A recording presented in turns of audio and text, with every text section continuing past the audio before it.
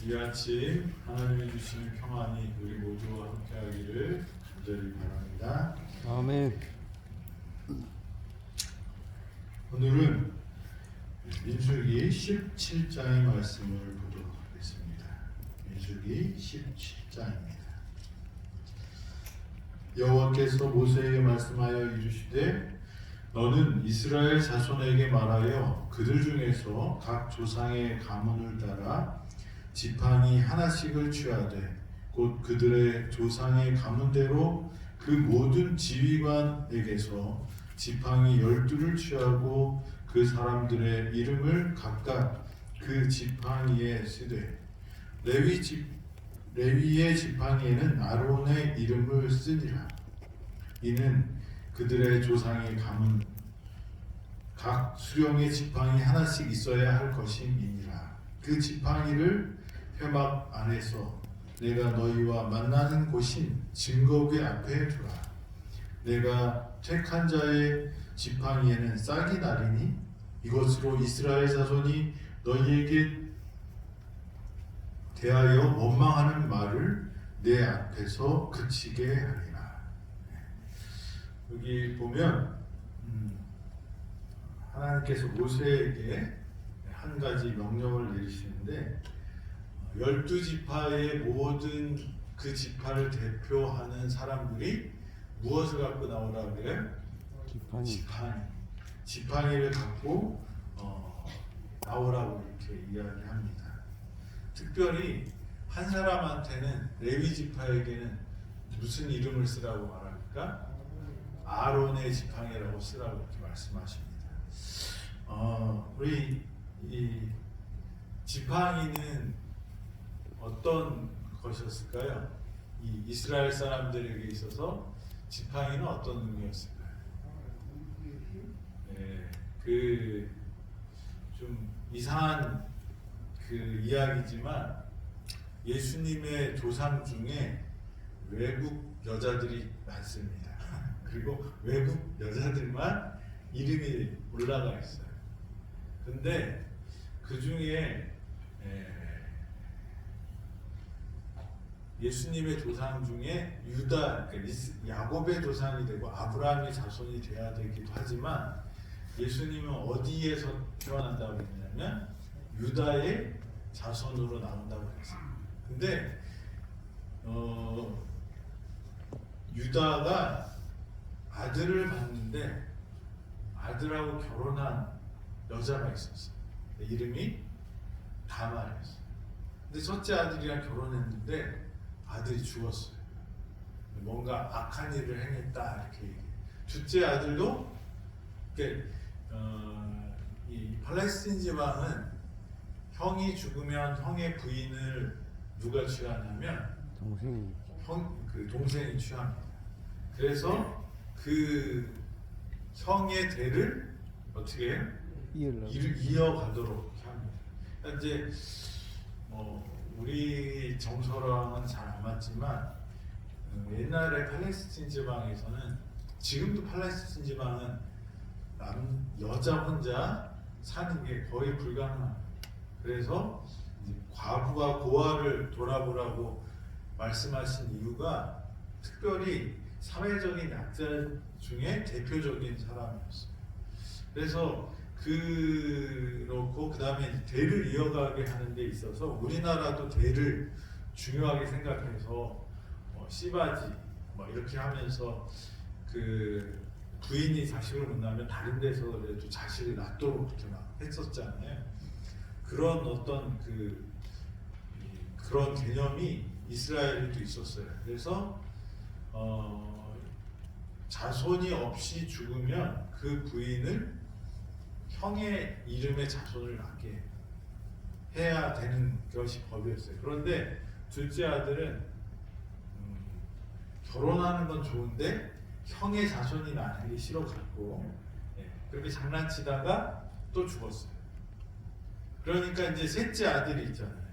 근데 셋째 아들을 줘야 되는데 셋째 아들은 아직 어린 거예요. 그러니까 안 주고 크면 줄게, 이제 크면 결혼시켜줄게 그래놓고 너 집에 가 있어. 그리고 완전 까맣게 잊어버리고 이제 결혼할 때가 됐는데도 불구하고 어떻게 해요? 안 줘. 아는 척도 안 하는. 그러는데 이 유다가 이 다말이 사는 동네에 무슨 축제가 있어서 왔는데 거기에 갔다가 이제 그 한 여인을 만나서 그 집에 들어가요. 그런데 이렇게 뭐 잘 준비하고 오지 않았기 때문에 돈이 없으니까 내가 다음에 돈을 줄게 그리고 가려고 하는데 증표를 내놓으라고 그랬어요. 그 증표가 도장하고 지팡이였어요. 지팡이는 어떤 의미가 있냐면 그 사람의 신분을 나타내고 그래서 왕한테는 뭐가 있어요? 홀이라고 그러죠. 네? 그렇게 있고 그래서 이 모세의 지팡이 의미 있어요 없어요? 있어요. 삼갈의 지팡이. 목자들은 다 뭘 갖고 다녔어요? 지팡이. 지팡이를 갖고 다녔어요. 그래서 이 지팡이는 그 사람의 신원과 신분을 알 수 있게 해주는 중요한 단서였습니다. 그래서 그 지팡이, 그러니까 이 유대인들이 주로 했던 일이 목축이었기 때문에 이 지팡이는 필수적인 거였어요. 필수적이라는 말은 그것을 그냥 이렇게 우리가 등산하다가 좀 다리가 아프면 아무 데서나 주워다가 이렇게 쓰는 그런 지팡이가 아니고 어떻게 해요? 자기 손에 맞춰서 자기가 잘 다듬어서 자기의 어떤 기능을 담아서 만든 것이 지팡이였습니다. 그러니까 그 지팡이들을 다 갖고 오라고 그러고 거기에다 뭘 썼어요? 자기의 이름을 또 특별히 썼어요. 그리고 하나님의 증거궤 앞에 놓으라고 이렇게 말합니다. 왜 하나님께서는 이런 일을 하셨을까요?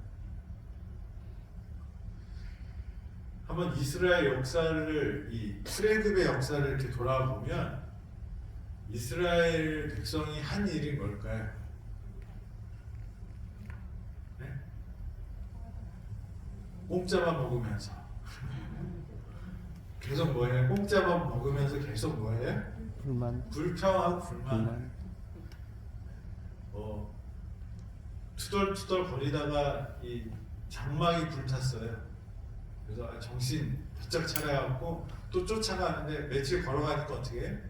다리가 아파도 또 불평하고 물이 없다고 불평하고 밥이 없다고 불평하고 그 다음에 나중에 뭐까지 그래? 모세의 부인이 얼굴이 좀 까맣다고 불평하고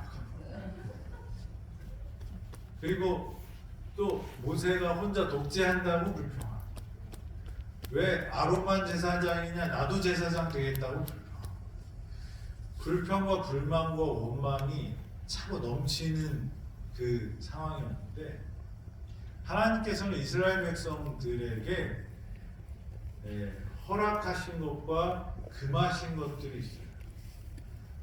하나님은 이스라엘 백성들이 내가 거룩하니 너희도 거룩하라고 이렇게 말씀하시면서 거룩에 대한 방법을 레위기서에서 쫙 했어요. 그리고 이제는 너희가 아이가 아니고 뭐예요? 어른이고 이제 어디에 갈 사람? 가나안에 들어갈 군대다라고 해서 민수기 처음에 이 군대 조직을 합니다. 그래서 진군을 하는데 3일도 안 돼갖고 투덜거리고 지도력이 나쁘네 뭐 어쩌고 저쩌네 계속 불평을 합니다.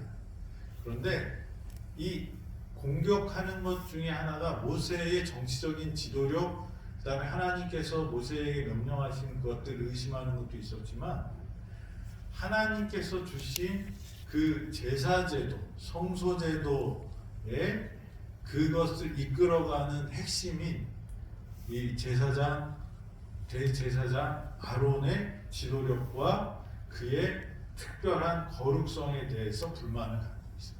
그래서 고라 같은 사람이 특별히 그래서 너도 나도 향로를 들고 뭐 하겠다는 거예요? 우리의 기도는 안 들어주시냐 하나님이. 그래서 내가 만든 향로를 가지고 어떻게 해요? 이 아론을 대적하러 올라가다가 다 죽었어요. 그런데도 보니까 어떻게 해요? 땅이 열려서 싹 삼켰어요. 그리고 불을 가다가 불에 다 뒤어 죽었어요. 그런데도 그들은 여전히 투덜거리다가 무슨 병까지 걸려요? 네, 전염병에 걸려서 한꺼번에 막 죽으니까 아론이 향로를 들고 뛰어다니면서 하나님께 회개하라고 하면서 중보 기도를 하죠. 그래서 14,700명인가요? 하여튼 그 사람들이 14,700명이 죽고 나서 그제서야 뭐예요? 그 전염병이 그치게 되는 심판을 경험합니다. 그런데도 이스라엘 백성들은 마음 가운데 뭐가 있었어요? 아론 우리가 데모했더니 어떻게 해요? 금송아지도 만들었어. 그런 사람이 우리의 뭐예요? 제사장이 될 수 있을까? 근데 중요한 것은 아론의 자질이나 그게 아니라 그 자리를 누가 주셨다는 거예요? 하나님께서 그 일을 맡기셨다는 거예요. 근데 우리는 그 사람의 능력이나 내가 보이는 것들로 그 사람들을 판단하지만 하나님께서는 그 사람에게 그것을 주셨으면 우리가 그것을 인정하고 따르기를 원하시는 거죠. 그래서 아직도 그들이 갖고 있는 의심과 불신, 아론이 우리의 제사장이 되는 게 맞을까? 라는 의심, 그리고 아론의 자손이 왜 우리보다 더 특별해야 되지? 하는 그런 불평들이 아직도 남아있을 때 하나님께서는 12지파의 가장 지도자들을 다 불러서 뭘 갖고 오라고요? 지팡이를 갖고 와서 하나님 앞에 내놓으라고 이렇게 말씀을 하시는 것입니다. 그랬더니 15절입니다. 내가 택한 자의 지팡이에는 싹이 나리니 이것으로 이스라엘 자손이 너희에게 대하여 원망하는 말을 내 앞에서 그치게 하리라. 이 싹이 나는 지팡이를 보면서 이스라엘 백성들이 뭐 하기를 하나님은 원하시는 거예요? 원망하기를 그치게. 그래서 이 지팡이는 생나무일까요? 마른 나무일까요? 마른 나무죠. 생나무를 갖고 다니면 무거워요, 안 무거워요? 무겁죠. 무거워요. 잘 부러지지는 않는데 무거워요. 근데 우리가 지팡이로 쓰는 나무는 단단하면서도 휘어지기도 잘하면서도 어때야 돼요? 가벼워야 돼요. 그래서 그게 좋은 기능을 갖고 있는 겁니다. 그래서 등산 스틱을 만들 때 어떻게 만들어요? 튼튼한 카본으로 만든다고 그러고 막 그래요. 왜 그럴까요? 가벼우면서도 단단하고 부러지지 않는 그런 재질로 만드는 거예요. 그렇기 때문에 이 지팡이들은 잘 마른 나무입니다. 그러면서도 단단한 거예요. 마른 나무에 꽃이 필 수 있을까요? 없어요. 네, 꽃이 폈어요. 이 아론의 지팡이를 갖고 왔는데 그 마른 지팡이에 뭐가 펴요? 싹이 나고 거기에 꽃이 피는 일이 일어나게 되는 것입니다. 지팡이는 죽은 나무예요. 죽은 나무에는 싹이 날 수도 없고 열매가 맺힐 수 없음을 우리는 잘 알고 있습니다. 그런데 하나님께서는 백성들에게 특별한 기적을 보여주심으로 아론의 뭐를 인정하신 거예요? 신성. 대제사장. 그리고 대제사장은 아무나 하는 것이 아니라 누가 하는 거예요? 하나님이 택한 그 아론에게 주어진 사명이라는 것을 말씀하시는 것입니다. 오직 하나의 지팡이에만 um이 돋고 순이 나고 꽃이 피어서 살구 열매가 맺히게 됩니다. 죽은 나무에 생명이 깃드는 것을 봅니다. 이것은 누구나 아론에게 반기를 들지 말라는 하나님의 특별한 계시라는 것을 우리는 알 수 있습니다. 근데 왜 하나님께서는 살구나무를 택하셨을까요? 이 살구나무의 그 어원은 사카드라에서 유래됐대요. 사카드라는 뜻은 지켜보다 이런 뜻이래요. 근데 살구나무라는 것은 쉐카드라고 이렇게 말하는데 깨어있다, 지켜보다라는 뜻인 이 사카드에서 오는 거예요. 이 살구가 가장 먼저 나는 꽃이고 열매였던 것 같아요. 그 팔레스틴 지방에서. 그래서 그렇게 택하신 것 같고요. 그 다음에 성소에 들어가면 촛대를 장식하는 그 장식이 뭐였냐면 이 촛대의 장식이 살구였다는 거예요. 살구꽃 모양의 등불을 밝혀서 항상 그 빛이 성소에 비치도록 했다는 것입니다. 그래서 이 살구 나무가 이렇게 표현되었던 것은 하나님께서는 우리를 지켜보시고 항상 보살피신다라는 그런 의미가 있기 때문에 누구를 통해서요? 아론을 통해서 대제사장을 통해서 그 일들을 한다는 것을 보여주신 것입니다. 그래서 하나님은 항상 그들을 지키신다는 사실과 제사장으로서 하나님과 그들 사이에 중보 역할을 하는 그 사람이 누구다? 대제사장 아론이다라고 이야기를 했습니다. 그런데 12절에 보면 이스라엘 자손이 그 살군 지팡이에 꽃이 피고 열매가 맺히는 것을 딱 보여주니까 사람들이 하나님 감사합니다. 우리에게 이런 계시를 해주셔서 그렇게 말 안 해요. 어떻게 또 얘기하냐면 12절에 이렇게 말합니다. 이스라엘 자손이 모세에게 말하여 이르되 보소서 우리는 죽게 되었나이다. 망하게 되었나이다. 다 망하게 되었나이다. 가까이 나가는 자 곧 여호와의 성막에 가까이 나가는 자마다 다 죽사오니 우리가 다 망하여야 하리. 하나님께서는 왜 아론을 세우셨죠? 왜 아론을 대제사장으로 세웠을까요? 제사장이 하는 일이 뭐예요? 백성들의 죄를 하나님 앞에 가져가서 어떻게 해요? 용서를 받는 것이 가장 큰 일이에요. 그래서 대신 이스라엘 자손들 대신에 누가 죽었어요? 양이 죽었어요. 그래서 그 양의 피를 가지고 그 죄를 휘장에 뿌리고 그 것들이 도말되는 그 과정을 진행하는 사람이 누구냐면 제사장이었어요. 그러면 하나님이 이 성소 제도를 통하여 이스라엘 백성들에게 알려주고 싶은 것이 무엇이었을까요? 하나님은 거룩하다.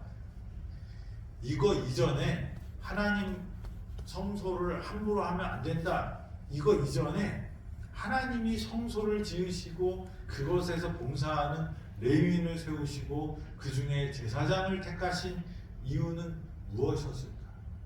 뭐예요? 죄짓지 말라고. 성소는 뭐의 상징이에요? 구원의 여정을 표현해낸 구원의 청사진이라고 말씀드렸죠. 그러니까 성소는 무엇을 위한 거냐면 우리들이 죄인들이 구원받기를 원하셔서 그 구원의 길을 우리한테 알려주시고자 주신 제도예요. 그런데 그 중에서 핵심 이 제사장이 해야 되는 일들에 대해서 함부로 하니까 하나님께서 심판을 하셨단 말이에요. 그런데 그러면 그 본질을 보고 본질을 깨닫고 회개하고 어떻게 해야 돼요? 아론의 리더십에 반역하면 안 돼. 그 구원을 이루시는 일에 하나님께서 정하신 그 길을 따라가야 돼. 그런데 사람들은 아주 극단적으로 뭐만 보여요? 지금 이 사람들은 반역한 사람들의 죽음밖에 안 돼요. 이 살구나무를 통해서 하나님은 우리를 지켜보고 계시고 보호하고 계시고 너희를 항상 함께 하겠다라는 그 의미로 이 아론에게 그런 특권과 그런 책임을 맡겼다라는 것을 하나님께서는 알려주시는데, 이 이스라엘 백성들은 갑자기 뜬금없이 우리는 다 어떻게 되었다? 죽게 되었다. 망했다. 하나님이 성소 제도를 이스라엘 백성을 망하라고 주신 것이 아닌데도 불구하고 이스라엘 백성들은 뭐만 보여요? 성소를 보면서 하나님의 임재를 생각해야 되는데, 하나님의 돌보심을 생각해야 되는데 무엇을 생각해? 하나님의 심판, 자기들의 죄, 이것만 생각하는 거예요.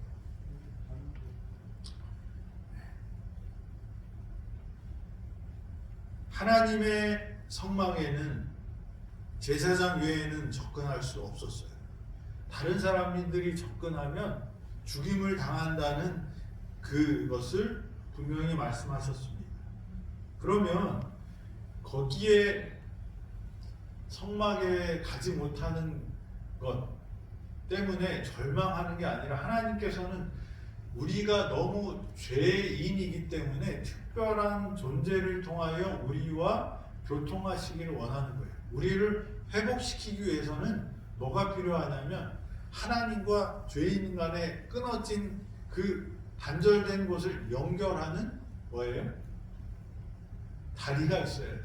그 다리가 누구냐면 제사장이었어요. 이 제사장은 누구를 상징했을까요? 예수 그리스도예요. 그래서 이 아론을 통해서 하나님과 우리와의 끊어진, 죄로 인하여 끊어진 관계를 회복하기 위해서 제사장이 그 길을 만드는 것이 성소의 제도의 상징적으로 나와요. 양의 피가 있어야 되고요, 양의 죽음이 있어야 되고요, 죄값을 치러야 돼요. 그리고 성소에 들어가면 떡상과 향단과 등대가 있어요. 그리고 거기를 지나서 어디로 들어가요? 휘막을 지나서, 휘장을 지나서 안에 들어가면 거기에 하나님의 법궤와 증거궤가 있죠. 그래, 이 과정이 침례를 통하여 성화와 영화의 과정을 표현한 거라고 말씀드렸죠. 여기에서 가장 중요한 그것을 진행하고 이끌어내는 사람은 누구예요? 대제사장이에요. 그게 누구냐? 우리의 양도 되시고, 우리의 촛대도 되시고, 우리의 떡도 되시고, 우리의 향도 되시지만, 그 모든 것이 예수 그리스도를 상징하지만 그것들이 그 죄를 가지고 하나님께 나가서 용서함을 받을 수 있는 그 일은 누가 하냐면 대제사장이에요. 대제사장은 예수 그리스도를 의미하는 것입니다.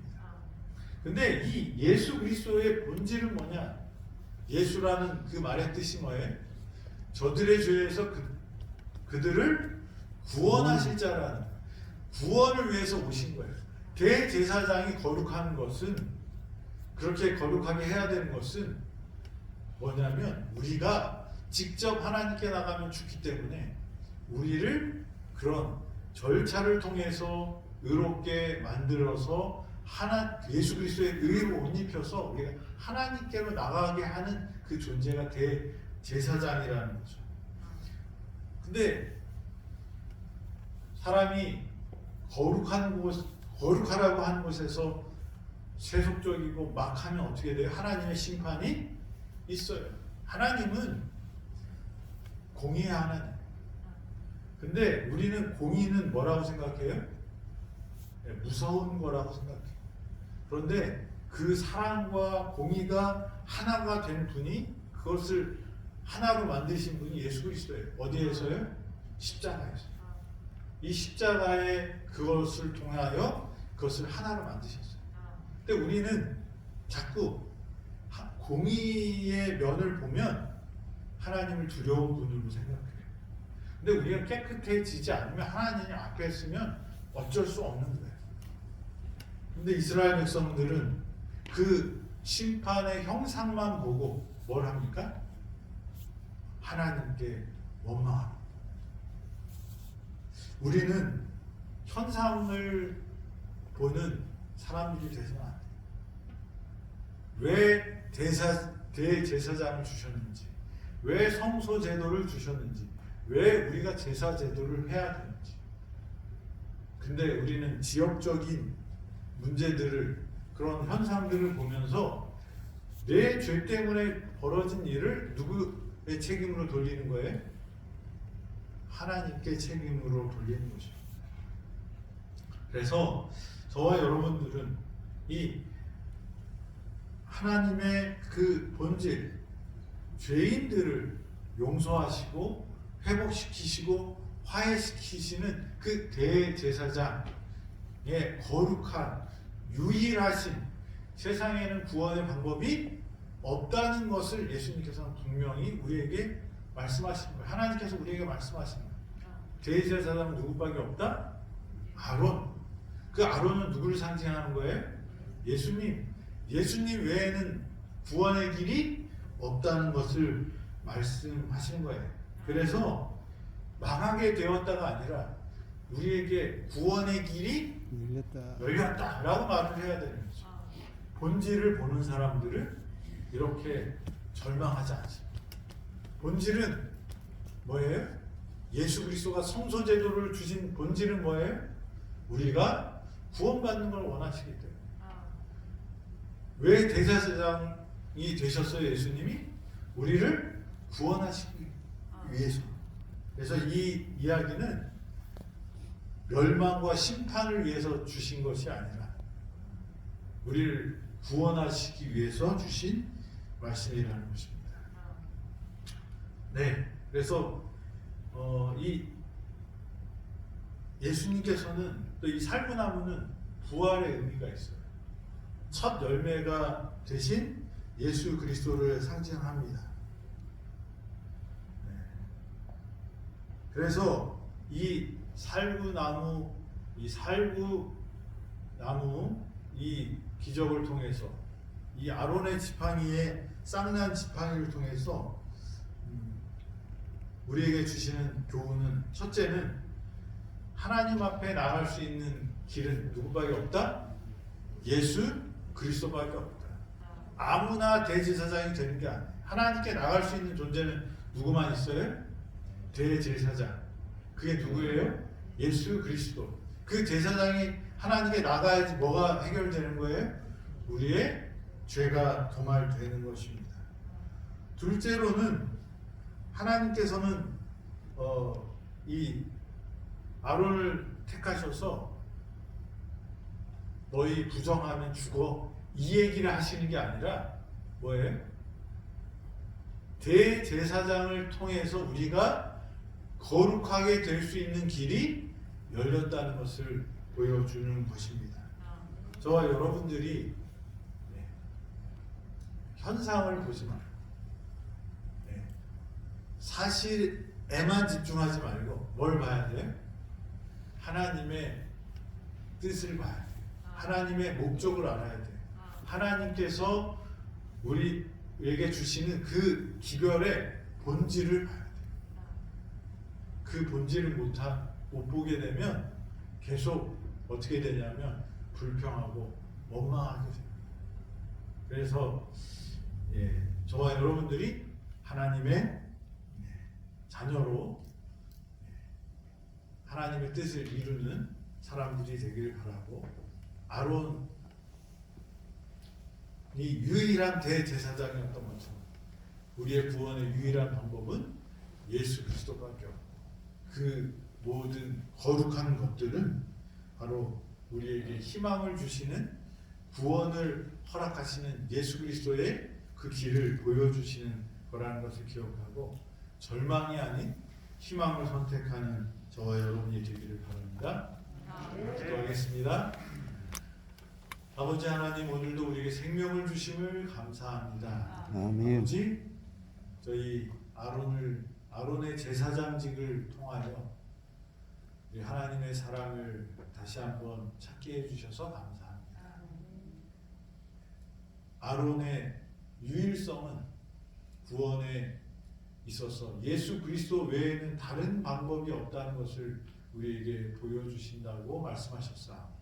아버지, 오직 예수 그리스도를 붙잡음으로 우리 구원을 얻는 우리 모든 성도들에게 하여 주시옵소서. 아버지, 하나님의 심판은 우리를 멸망시키려 하시는 것이 아니라 우리를 구원하시려는 하나님의 뜻임을 깨달았습니다. 아버지, 거룩한 하나님의 백성이 되도록 예수 그리스도를 우리의 구주로 받아들이고 믿고 따라가는 우리 모든 성도들 되어서 거룩한 하나님의 백성, 구원받은 백성, 용서받은 죄인 되도록 축복하여 주시옵소서. 오늘 하루도 하나님의 능력을 경험하기를 원합니다. 이 병원에 하나님 함께하여 주셔서 치유와 회복의 역사가 이루어지게 하시고 하나님께 영광 돌리는 우리 모두가 되도록 축복하여 주시옵소서. 아멘. 예수님의 이름으로 기도드립니다. 아멘.